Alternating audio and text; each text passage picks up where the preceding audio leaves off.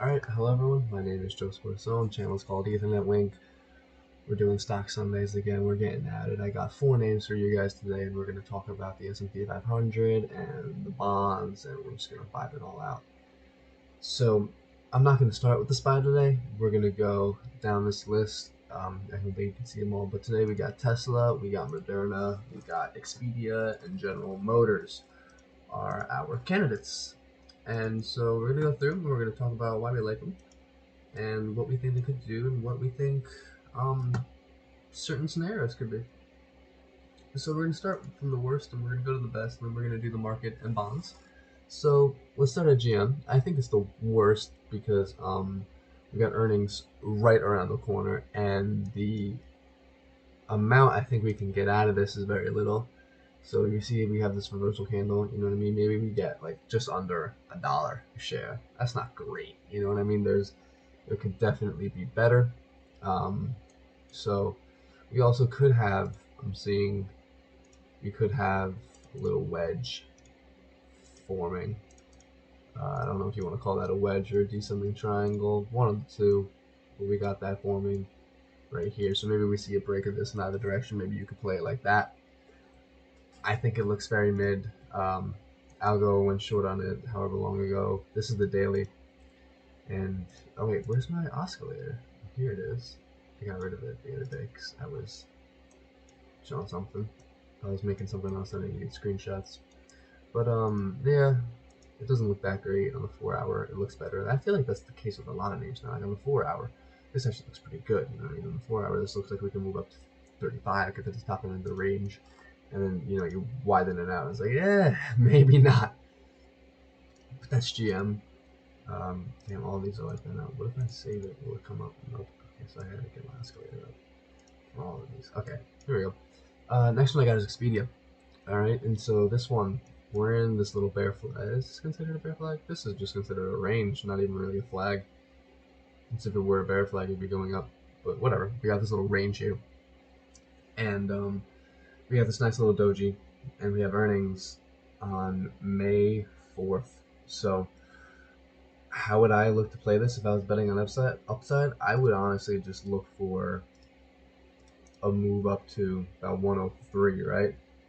That kind of seems like one of the best places for it to pivot at if you want to get like a good price target, like a high one, I mean. Besides that, you can maybe get to the top end of these little candles over here in these projections. And so you can see about 100 even. And then this little gap right here that did get filled, but you can play it on an area like that. We could look at least 96 for this one. You know, Expedia actually looks pretty good.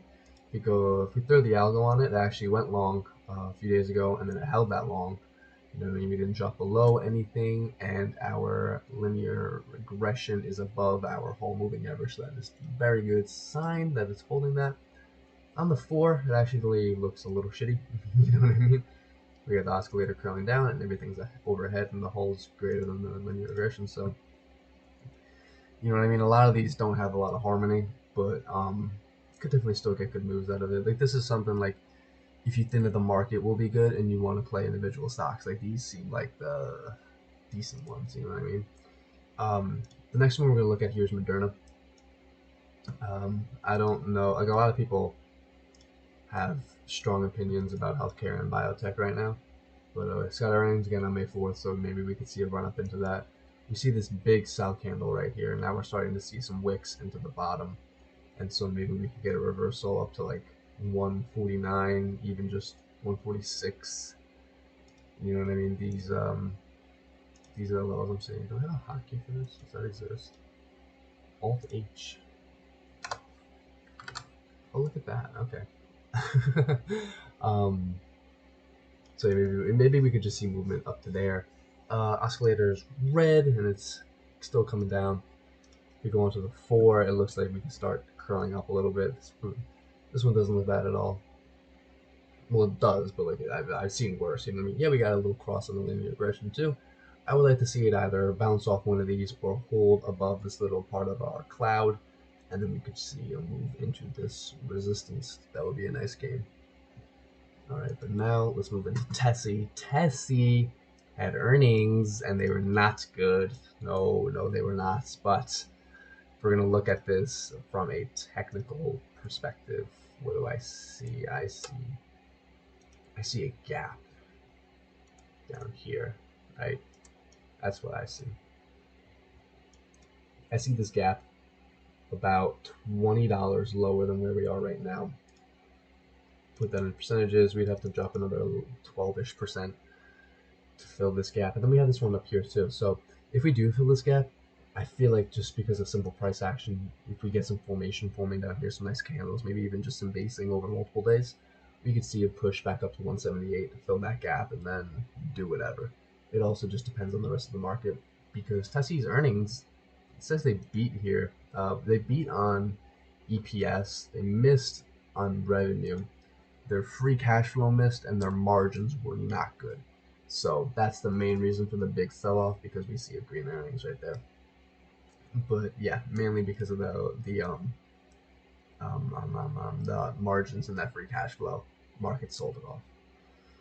All right, though, those are 4 stocks that I think have decent little basing candles, little reversal candles. Now let's get into the market a little bit. We're going to bring up the fear greed index again. We're going to look at a few things. We're also going to talk about the bonds, because I made that video about the trade idea with the bonds. Still now we're going to talk about that. Don't worry. So here is the market, right? It doesn't look great. It doesn't look great. It doesn't look bad either. We're certainly holding this 410 level, which is interesting.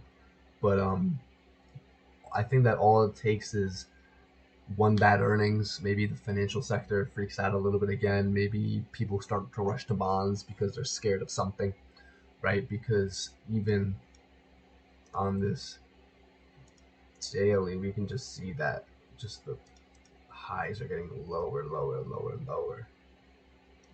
So certainly something to think about. That's on the daily. Let's go to the weekly. Actually, we never really do this. Oh my goodness. Oh my goodness, that does not look good. Let's get the algo out of there for a second, get a clearer view. Yeah, this does not look nice. I don't like this candle on the SPY at all. Who knows how long it'll take, but I'm looking at it like I'm looking at these 2 candles right here. Maybe it won't take 2, maybe it only needs 1, but just that other one and then the big sell. Yeah, this doesn't look that great. I never thought that we would hold the big breakout of this triangle, because of course, like, that would mean that we're gonna go higher. Like, you know what I mean? 432 would be a conservative price target with no time horizon out of this triangle. So the fact that we're not holding it, I figured that I thought this would be a false breakout. That's why I always oh, let's see if we can get the oscillator up here too. That's why I was very nervous about getting into any stocks. Really had a nice trade on Enphase, but that's why I only traded that one, you know what I mean, and roll into anything else, any other individual stocks, I roll into bonds. But yeah, that's what the market's looking like right now. For next week, who knows? Maybe we come down to 402, especially if earnings are bad. I feel like that's what's going to dictate it, because market's in its earnings mode. It doesn't really matter what the Fed says, what macro news comes out. Market's in earnings mode. It's not going to care.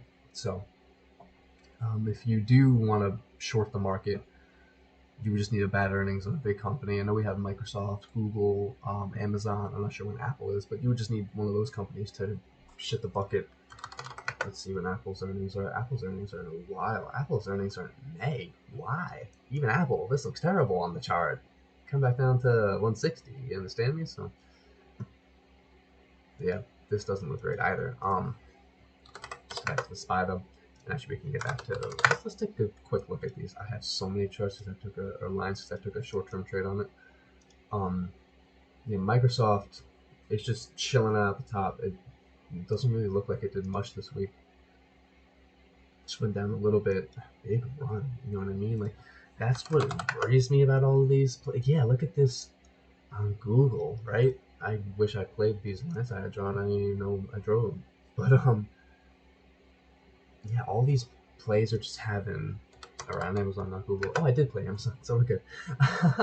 But so yeah, all these stocks just had crazy run-ups into right before earnings, and now they're starting to just kind of do nothing, and that's worrisome for me personally. I don't like that at all because you could have decent numbers and still get sold off aggressively. So that's what I think about the market. IWM chilling at the low, triple Q chilling at the high. So let's take a quick look at ARC because I haven't, and it's been volatile, I think. Yeah. So I had this megaphone idea, but I didn't think after these few candles, I was like, I don't think we're gonna break out of it, and so I drew this support right here. Now we're just kind of chilling. I honestly wouldn't even be too surprised if a move down to 36 on something like this because again, if earnings are bad, why would they hold ARC over anything else, over a company with good earnings? Who knows? But now let's go get into the bonds, and we'll get into some more other indicators. Bonds on the weekly. On the weekly price action, bonds look good, right? Can you tell I have a lot of my account on this? And I don't care because divvy, we're holding this one. You understand me? We're not worried about nothing. We trade macro, and we do it without a problem. What am I talking about? Right. So on the weekly, this candle looks phenomenal, right? We could get a push back up to 108, I think, and then maybe we break above it finally. You know what I mean? That would be phenomenal. Let's look at some yields. 10-year yield looks, you know what I mean? Doesn't really look like it's doing much. This is the 5-year. I'm sorry. 10-year yield looks pretty similar, kind of hanging around up there in no man's land. A lot of them look like that. Yeah, like this camera, it just doesn't look very strong. You know what I mean? It doesn't look like it believes it. Of course, we have a huge run up right here, but that was also just a very different environment. And so, like the long end of the curve is going up less and less and less than the short end. Actually, I'm wrong. I lied to you. That's my apologies. Short end. Look at that. Look at that weekly on the 3-month. Yeah, everything's fine, guys. There's nothing.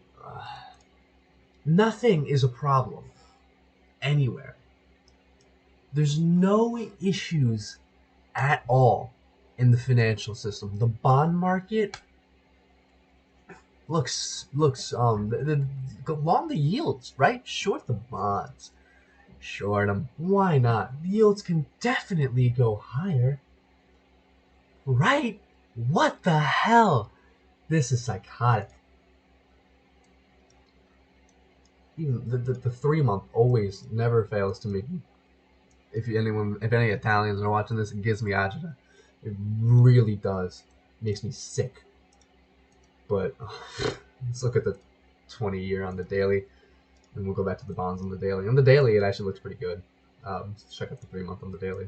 Blah. Blah. Looks awful.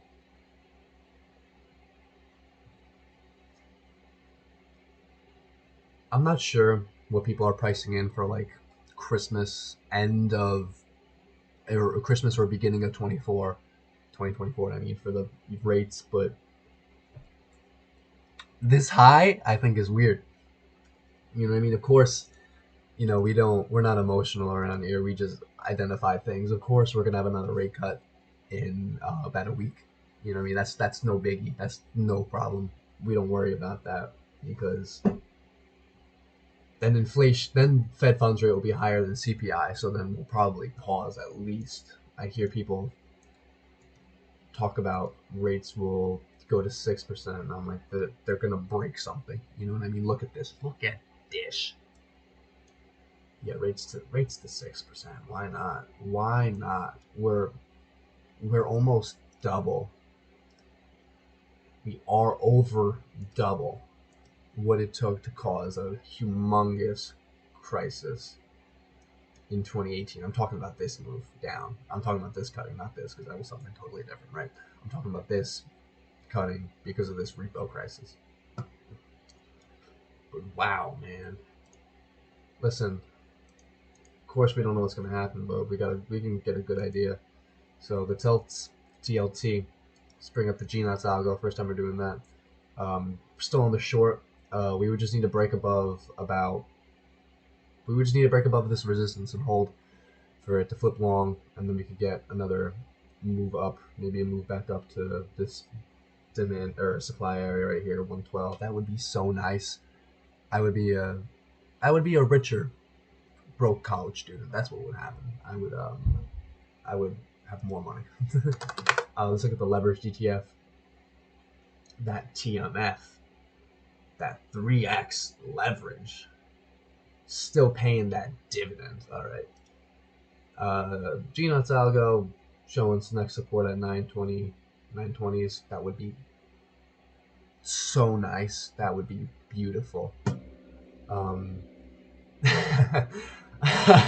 we do have, let's get rid of this so we can see a little clearer. We do have this gap up here. Of course, we also have this gap down here and whatever. So, I don't know. I'm taking the gaps with such a grain of salt on these bonds because I don't. We have gaps up here. We have this gap up here, right? Why will we fill this gap and not that gap? Why will we fill that gap and not this gap? You know what I mean? I don't want to play that game. It's of no amusement to me. So I'm just going to identify them and make it be known for my incredible, incredible viewers. So let's mark it out. Who cares? You know what I mean? I'm not afraid to admit that there's a gap up there, gap there. I got them all gapped out. I got them all mapped out. You know what I mean? If it comes down, TLT comes down to 95. What would my position be worth? We can make for one of these. That would be -8. So I'd be down something like 20-ish% on this. And at that point, I'd be hammering in that market buy button. I'd be giving them everything I got. You understand me? Going long these things, because then we'd have an average around like there, and then just to the moon. I wouldn't be worried one bit about it all because of the macro. These things take time. We got time. We went with the shares. But that's how I'm feeling about the bond market. Of course, we're going to hike again. I don't think I saved it. I did not. Well, we can look at the yield curve for a second. Disgusting. Disgusting. Ew. Ew. Yeah, let's be cautious over there. Oh, well, damn it. Come on. Oh, we were just there. There it was. Philly Fed Manufacturing Index. Come on, where's the link? I was just looking at it last night.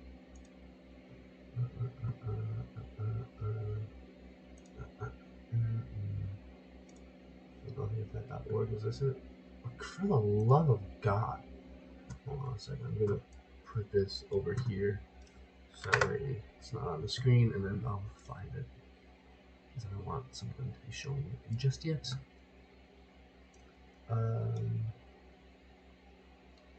Here it is. Oh yes, on Trading Economics, not their actual website. So Philly Fed below -30, terrifying, unsettling at best. All these things make it that much easier for me to hold bonds. But that's all I have for this video for you guys. We analyzed 4 stocks to recap and put the G-Nuts algo on them. Analyze these 4 stocks. We have General Motors. We got Expedia. Holding that long. Holding that. Looks good on that daily. We got Moderna. Looking a little shiesty on that 4-hour. Looking a little whatever on that daily. In the demand zone, got that something. Tessie. Blah. You understand me? Not looking that great. On the tilts, G-Nuts algo. Holding short. Got that resistance. We'll see how it goes. SPY. We got to hold that long, looking for a break of 407 for more downside.